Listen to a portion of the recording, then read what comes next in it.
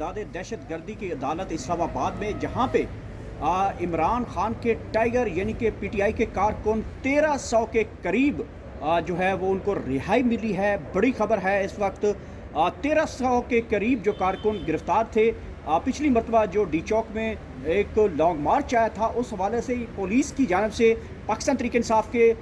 सैकड़ों के हिसाब से जो है कारकुन गिरफ्तार किए गए थे, जिस हवाले से पाकिस्तान तहरीक इंसाफ की ILF की टीम रात दिन भरपूर कोशिश करती रही और इमरान खान के विजन के मुताबिक, इमरान खान की डायरेक्शन के बाद 1300 के करीब जो है वो कारकुन इस वक्त बाइज़्ज़त तौर पर रिहा हो चुके हैं। और इमरान खान की डायरेक्शन के बाद ILF इस वक्त एक्टिव हो चुकी है। PTI ने एक और नई कॉल दे दी है, नई गिरफ्तारियां भी हो सकती हैं, लेकिन दाद देनी होगी पाकिस्तान तहरीक इंसाफ के वकला को, जो कि इस इंसदाद दहशत गर्दी की अदालत में रात दिन यहाँ पर मुसलसल वर्क करते रहे। अंसर क्या नहीं हूँ और साथ शमसा क्या नहीं हूँ, तो दिन रात मेहनत की। सर कोई बंदा राय तो नहीं दिया? नहीं जी, बिल्कुल भी नहीं।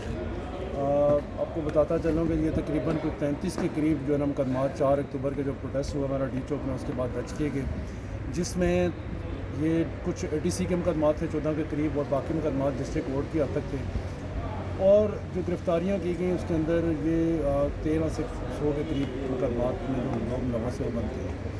अल्लाह का शुक्र है कि 4 अक्टूबर से लेकर आज देख लें कि हमने आज तो हो गया तकरीबन 13-14 तारीख हो गई है,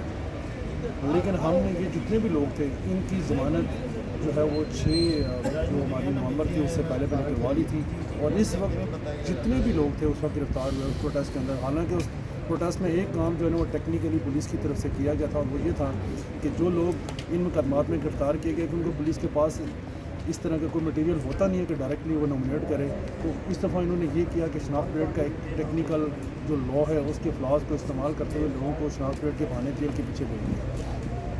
शनाख्त परेड में ये होता है कि जब एक दफ़ा सस्पेक्ट होता है, कोई भी शक की बिना के ऊपर लेके जाते हैं, उसको जब बंद करते हैं तो वो फिर इतना जल्दी उसको जब तक शनाख्त परेड न हो जाए आप उसको ना तो ज़मानत पर रिहा करवा सकते हैं, ना ही उसका कोई और प्रोसीजर है जिसको अडॉप्ट करते हुए उसको कम अज़ कम वक्ती तौर पर कोई रिलीफ दिलवा सकते हैं। इन्होंने पहले 15 दिन का टाइम दिया, उसके अंदर हमने कोशिश की थी, उसमें भी कुछ लोगों के हद तक ये हुआ था कि 7 दिन का टाइम मिला था अदालत की तरफ से, लेकिन इन्होंने कभी वो साल कॉन्फ्रेंस का बहाना बना के, कभी दूसरा बहाना बना के उस काम को लटकाया, और 15 दिन के बाद मज़ीद इन्होंने टाइम दिया उसके अंदर 7 दिन। लेकिन हमारी चूँकि वहाँ पे लॉफुली हमने यहाँ पे कोर्ट के अंदर पेश हुए, जितना भी हमारे पास जो मामला थे हमने कोर्ट के सामने रखे अपने आर्गूमेंट्स, और कोर्ट से रिक्वेस्ट की कि ये कोई बेसिक जो फंडामेंटल राइट है हमारे उनको इन्फ्रिंज किया जा रहा है। ये हमारे जो कारकुन हैं वो लोग हैं जो कि घरों के अंदर से बैठे हुए थे, जो कोई शॉप पे बैठा हुआ था, कोई शहर से बाहर से आ रहा था,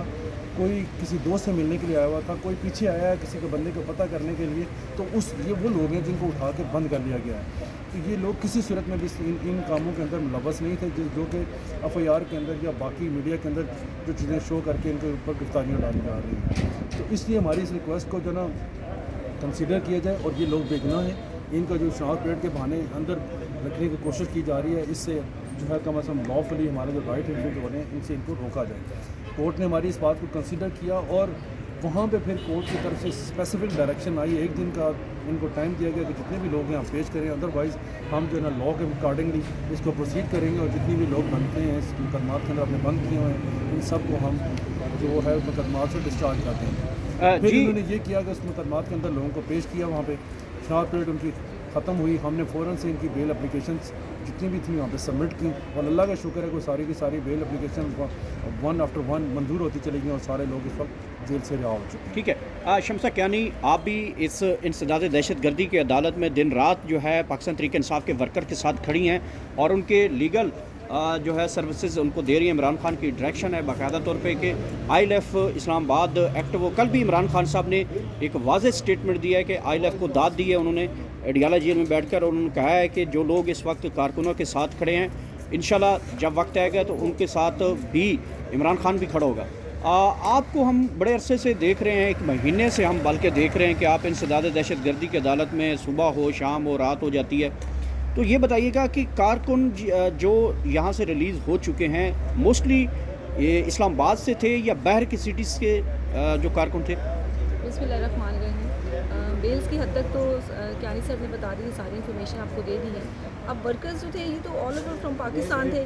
ये नहीं कहा जा सकता कि ये सिर्फ पंजाब से थे या केपी के थे या इस्लामाबाद के थे। पाकिस्तान के तमाम जितने भी सिटीज़न हैं सब ने भरपूर शिरकत की इस एहतजाज में। ये और बात है कि उनको डिफरेंट जगहों पे रोका गया, मोटरवे ब्लॉक की गई और जो मेन सिटीज़ की एंट्रेंसेस थी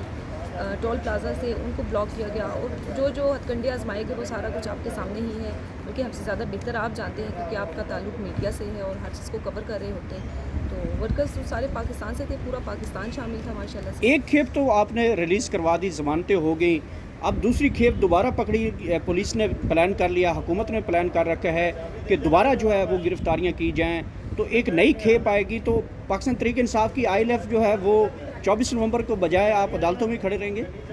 अदालतों में हम सुबह भी अदालतों में होते हैं, शाम में भी होते हैं और माशाल्लाह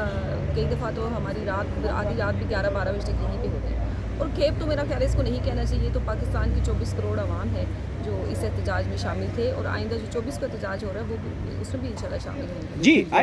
ILF के लिए इमरान खान ने कहा है कि ग्रिड फ्रंट फाइटर जो हैं वो आप रहें 24 नवंबर के लिए। तो ILF इस्लामाबाद जो है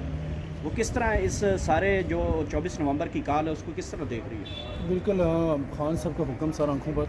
और ख़ान साहब ने आज तक पाकिस्तान के जो अवाम हैं उनके मफाद के तहत ही इस वक्त वो जेल के पीछे हैं। उनको कोई ज़ाती मफाद नहीं है, वो किसी अपने ज़ाती मकसद को लेकर स्टैंड नहीं ले रहे। अगर उन्होंने ज़ाती मकासद उनके होते तो मेरा ख्याल है कि उनके लिए बहुत आसान था कि वो कोई मामलात उनके साथ अपने सेटल करते इस्टेब्लिशमेंट के साथ और इस वक्त बाहर आते और इक़्तिदार के मज़े ले रहे होते। या